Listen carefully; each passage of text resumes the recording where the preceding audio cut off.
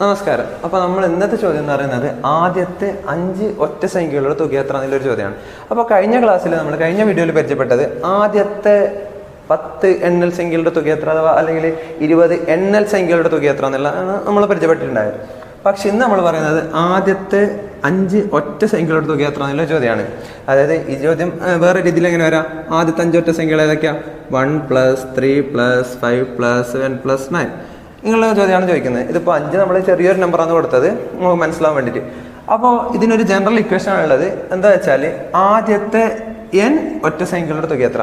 ഇപ്പോഴും കണ്ടീഷൻ ഉണ്ട്, ആദ്യത്തെ തന്നെയാണ് n ഒറ്റ സംഖ്യകളുടെ തുക എന്ന് പറയുന്നത്. സിമ്പിൾ ഇക്വേഷൻ ആണ്, n² കണ്ടാൽ മതി. എത്ര ഒറ്റ സംഖ്യയുടെ തുകയാണോ, ആദ്യത്തെ എത്ര ഒറ്റ സംഖ്യയുടെ തുകയാണോ നമുക്ക് കണ്ടുപിടിക്കേണ്ടത്, അതിന്റെ വർഗ്ഗം കണ്ടാൽ മതി. അപ്പോൾ ആദ്യത്തെ 5 ഒറ്റ സംഖ്യയുടെ തുക എന്തായിരിക്കും?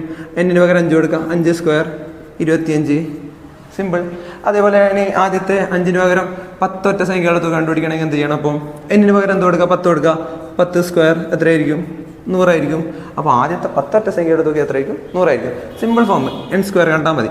ഇതേപോലെ ഇതിപ്പോൾ നമ്മൾ ഒറ്റ സംഖ്യയുടെ കാര്യമാണെന്ന് പറഞ്ഞേ. ഇനി ഇതേപോലെ ആദ്യത്തെ 5 ഇരട്ട സംഖ്യകളുടെ തുക കണ്ടുപിടിക്കണമെങ്കിൽ നമ്മൾ എന്ത് ചെയ്യണം?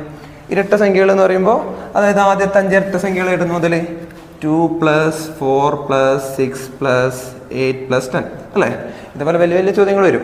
അപ്പോൾ ആദ്യത്തെ 5 ഇരട്ട സംഖ്യകളുടെ തുക കണ്ടുപിടിക്കാൻ അതായത് നമ്മൾ നേരത്തെ ചെയ്ത പോലെ ആദ്യത്തെ n ഇരട്ട സംഖ്യയുടെ തുക എന്നുള്ള ഒരു ഇക്വേഷൻ എടുക്കുന്നു.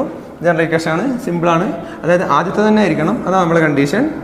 n കൊടുക്കുമ്പോൾ എന്ത് വരും? n × n + 1 ചെയ്താൽ മതി. അപ്പോൾ ഇവിടെ നമ്മൾ ആദ്യത്തെ 5 ഇരട്ട സംഖ്യയാണ്. നമ്മൾ എന്ത് ചെയ്യണം? n സ്ഥാനത്ത് എന്ത് കൊടുക്കുക? 5 കൊടുക്കുക.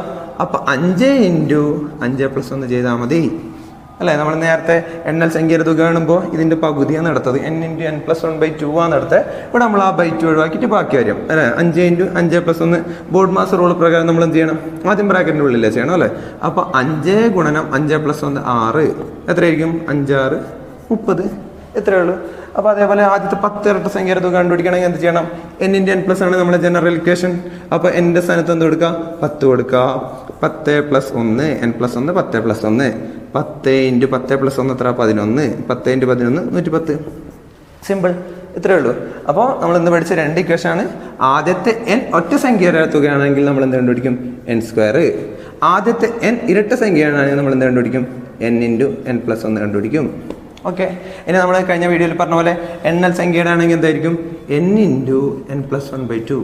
ഈ 3 ഇക്വേഷൻസ് അപ്പോൾ നമ്മൾ സെറ്റ് ചെയ്യും. പക്ഷെ ഇവിടെ നമ്മൾ ശ്രദ്ധിക്കേണ്ട പ്രധാനപ്പെട്ട കാര്യം എന്ന് പറഞ്ഞാൽ ഇതെല്ലാം എപ്പോൾ മാത്രമേ നമുക്ക് ചെയ്യാൻ പറ്റൂ? ആദ്യത്തെ ആണോ അല്ലേ?